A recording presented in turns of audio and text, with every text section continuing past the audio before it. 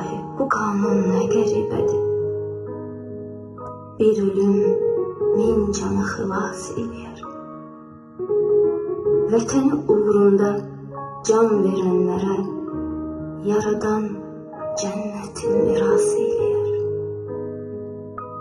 Herkese beyandır bu ki həmişə şehitten cennetin qoxusu gelip, bu vətən ne güzel lay lay deyip ki, bu kadar igidin yoxsu gelip, bu vətən ne güzel lay lay deyip ki, bu kadar igidin yoxsu gelip.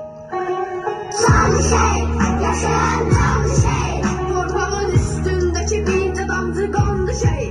Elə bir rütbədir ki, hər bir kəsə nəsib olmaz.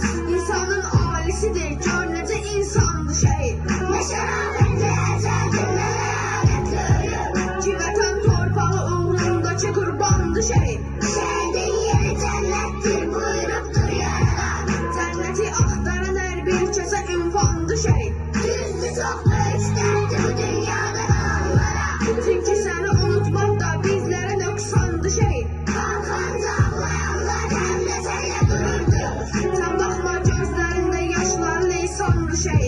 Sənə borcludur bu torpaqda qalan hər bir kəs. Elə bir xəstələnmişik bizə lovmanlı şey.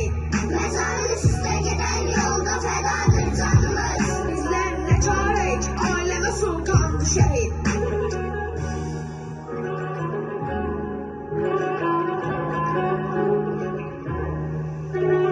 Can eşek, sana kurban eşek. Mezarın nur ile dolsun her bir an eşek.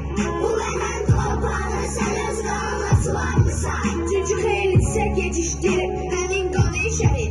Düşmənin atdığı əllərlərə gəlsə həddirsən. Onu şərbət eləyəndir belə dərmanlı şey.